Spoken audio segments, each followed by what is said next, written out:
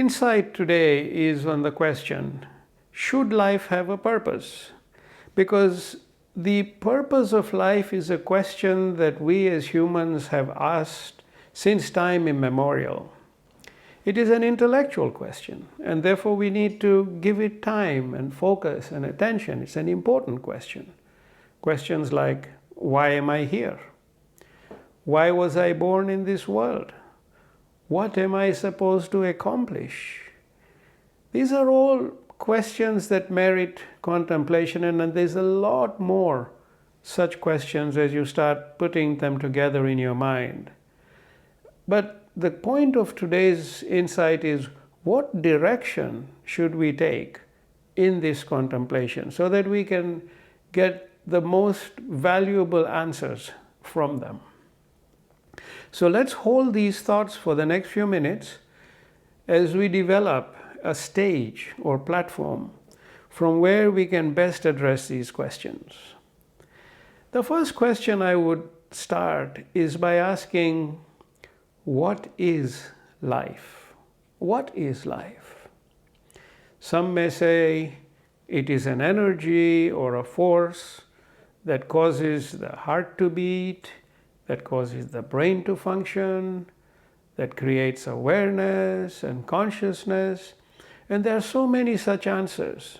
We all have some notion of what life is. Now, if I were to ask you a question of geography, which is, where does your life reside? What would you say? Where does your life reside? Some will point to the heart, some will point to the head. The answer is not evident, and there's a very good reason for that, which we are going to explore now. If I were to ask you, are you alive? What would you say? Naturally, we would all say yes with absolute conviction. But what does that answer yes really mean? Where is that answer coming from?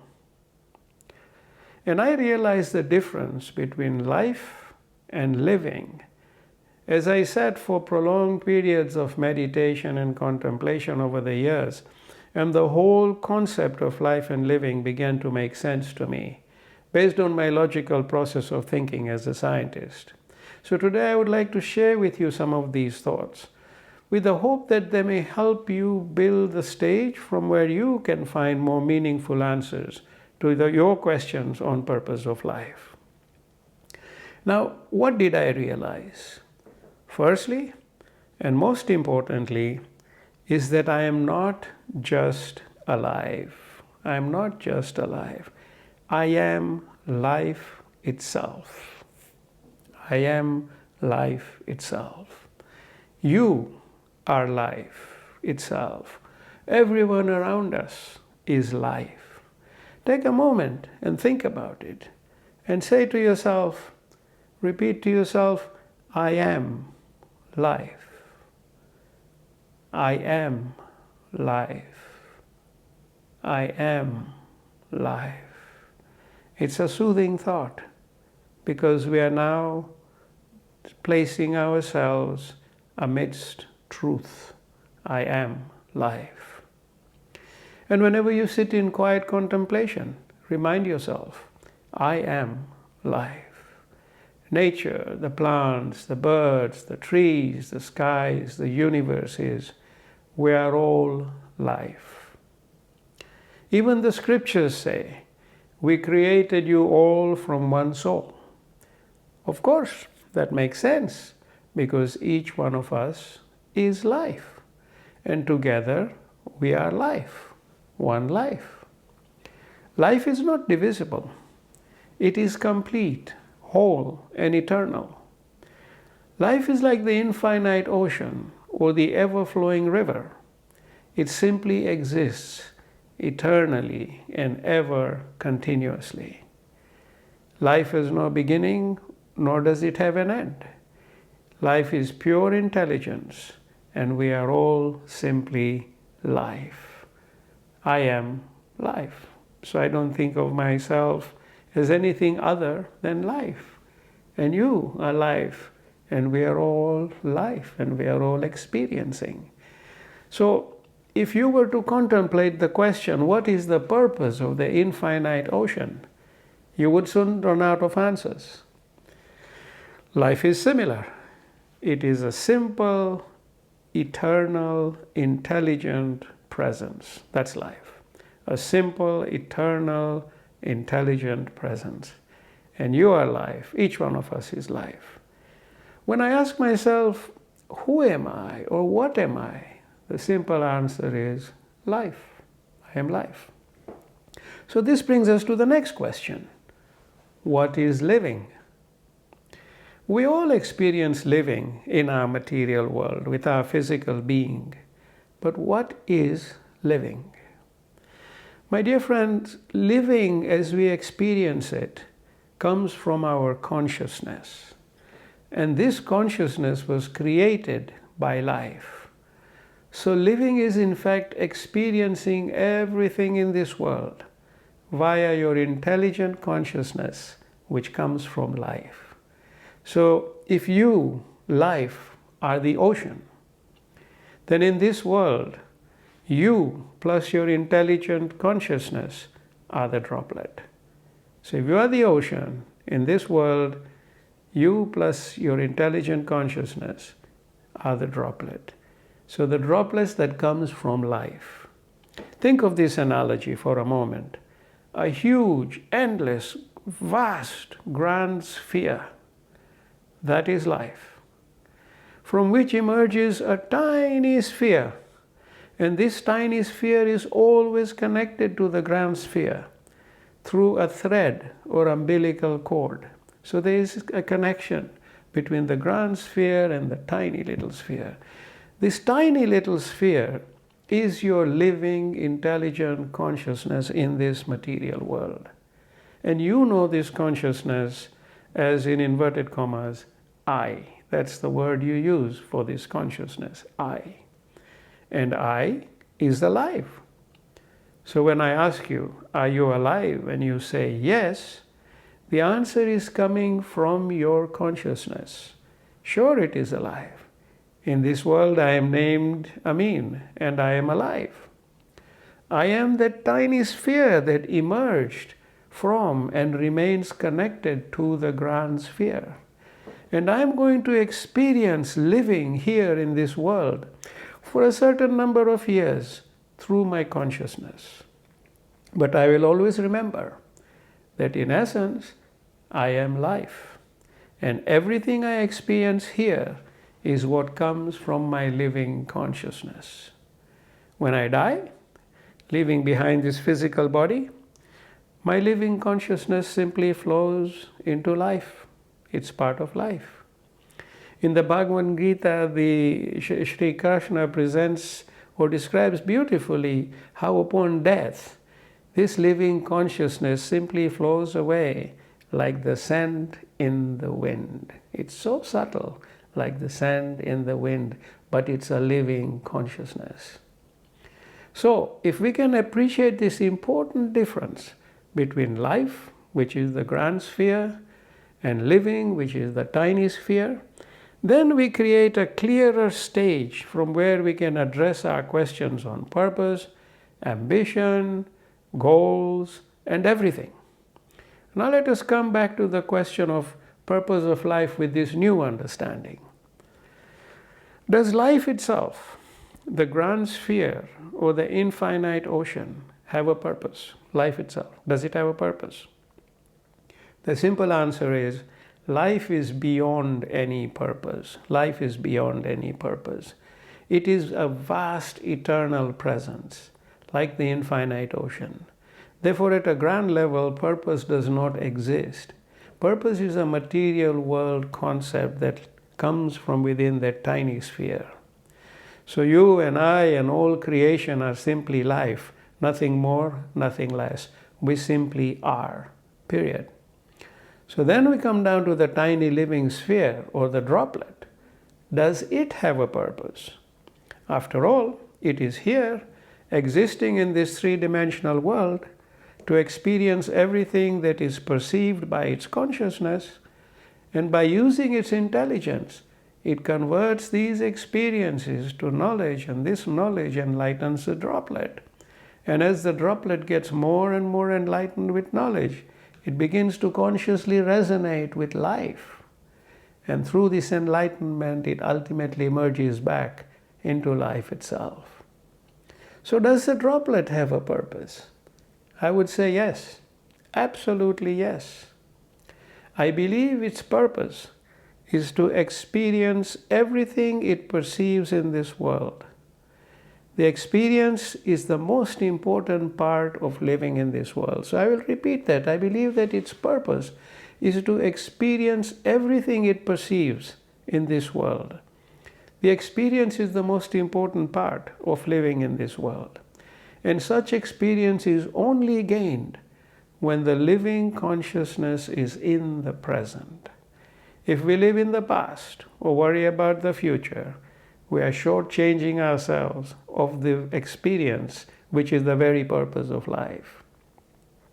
Last week, a group of us, close family and friends, went to this most amazing place in the mountains for dinner, and we dined in a small private room built over 1,000 years ago.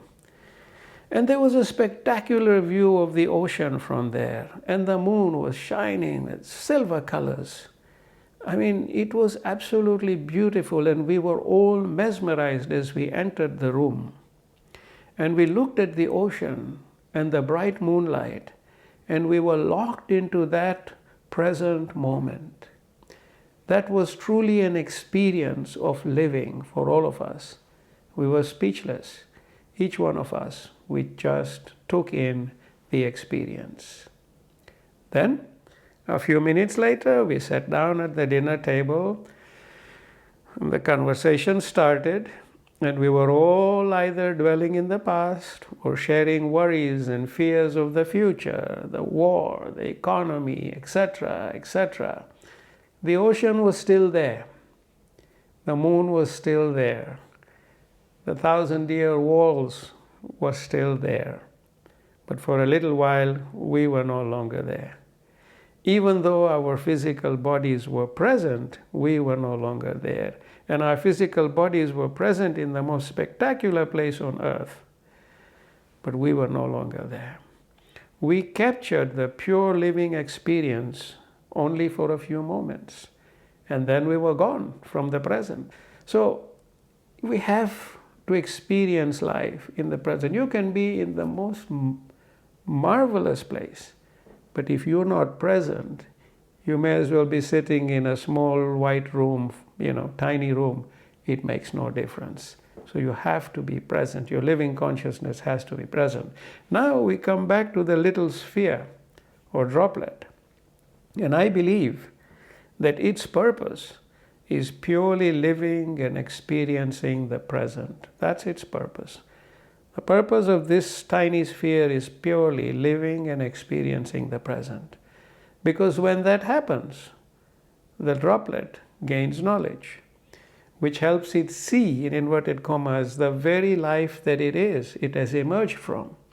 So now we come to the question of goals and ambitions in our living consciousness. Does it help to have goals and ambitions? I would say absolutely yes, because they are driving forces and motivators for us to experience living in this world to its fullest. Remember, the little sphere is connected to the grand sphere through that umbilical cord. So the tiny sphere has access to powers and intelligence of the grand sphere. Therefore, when you create a goal, you engage your intelligence. You engage your powers of manifestation. And then you pursue this goal with passion and vigor. So goals and ambitions are great. Whether you succeed or fail in reaching the goal is unimportant. The experience of your journey of pursuing the goal is of real value. That's what matters. It will also help you to set wiser and smarter goals as you go along, as you learn. Similarly, ambition is also a very powerful motivator. So your goals and ambitions make you wake up each day with excitement to go out and experience this beautiful world. and engage with your gifts and powers and intelligence as fully as you can. So yes, do drive yourselves. Have goals, have objectives, have ambitions, and thoroughly enjoy the experience of the ride they bring. Experience it all by being fully engaged in the present. And that's what makes this lifetime truly worthwhile. Of course, lots of other factors come to play via your intelligence, which include wisdom, ethics, and more. They help you shape your decisions as you pursue your goals. Remember, your purpose is to experience life fully in the present, and your decisions, goals, and ambitions, they will all help motivate you to harness this experience. However, like all things in this world, they will also create distractions too from the present, pushing you into the past, or pushing you into a state of your fears, or pushing you into worries of the future. And if you can overcome this challenge of staying away from the past, staying away from your fears, staying away from the future and its worries, you will experience living fully, and you will grow in knowledge. You will be happy, enlightened, and grow your living consciousness to the stage where it can perceive the absolute truth, which is the life that you are. So my dear friends, don't take life or don't take living so seriously. Don't cling to desires and outcomes. That is not living. And relax and let go and experience living, because that's why you are here, to experience living. That is indeed your purpose. Relaxing, letting go, and detaching from outcomes help you drop the past and the future, detach from them, and live fully in the present. So be happy, have fun, I believe, and enjoy the experience of living. Go with the flow, like they say. You are like the river. Simply flow and nourish everything that comes along your banks. If you look at the banks of a river, they are always green, they are always nourishing. Be the river, you are the river. Flow past resistances and boulders without frustration, with pure grace, like the river does. So if ever you're in doubt in life about what to do, ask yourself, what would the river do? So enjoy the ride, grow in light, for that is the purpose of living. And don't waste your precious moments of living trying to build an enduring legacy. Nobody cares. And when you move on, it will all be forgotten. Rest assured. When I was in Vietnam many years ago, and we were putting these drinking water systems, taking dirty water from the rivers, making pure drinking water for the people, and there was so much happiness and excitement, and infant mortality started coming down. Some people said to me, we should build a statue of you because of the contribution you've made to improving our quality of life. And I said, please, never build a statue of me, because I do not want pigeons crapping on my head for eternity. So please, I do not want a statue. That's not why I am here. So I believe if you want to have a legacy, live it yourself in the present. Live your legacy. Don't leave it behind. Live your legacy in the present. And watch its impact on the world before your very own eyes. I could see the impact of the water and what it was doing. So watch the impact of your legacy with your very own eyes. And this legacy its impact can be in small ways and large ways, small and large scale. Scale is unimportant. Remember, you are life. Every one of us is life. We are beyond size and scale because we are infinite. But we are very much within love, happiness, generosity, nurturing, and everything that fosters creation in a good way. So wanting to leave behind a legacy so that the world will remember you is simply the ego talking. An ego that we will leave behind to be duly forgotten, like everything else in this world. So we don't want to be stuck here with statues and pigeons crapping on our heads for eternity, day in and day out. Forget about leaving a legacy. Live the legacy. So, my dear friends, time has a powerful eraser. Let us not waste time, energy, and opportunities drawing sketches that will ultimately be erased. And I would like to share now one more important point about geography. And we raised this question at the very beginning of today's webinar, today's insight. Where do you live? Based on what we've learned, the answer is you are life, the grand sphere where all life. And understanding this creates a powerful realization of oneness, that we are all oneness. And we live within this oneness as little spheres. This realization of oneness drives our ethics and everything. In my first book, I wrote the statement of universal truth, which says, I am you, you are me, and together we are everything. So where do you live? You have your answer. You are life. And you are experiencing living in the present as a little droplet or sphere in this material world. That's the reality of who you are. Therefore, I would avoid making the mistake of placing the entire reality of my being in this tiny sphere.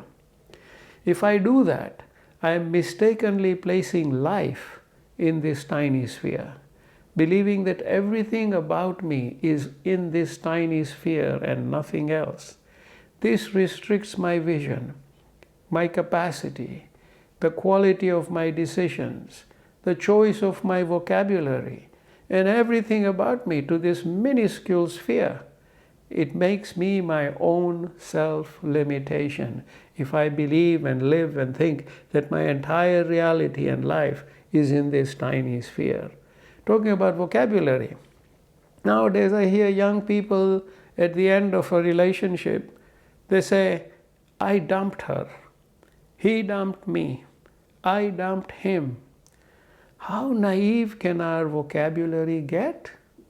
If we knew that each one of us is life itself, the grand sphere, we would never bring ourselves to say things like, I dumped him, or I dumped her, or she dumped me, or we dumped each other. You could never dump the grand sphere.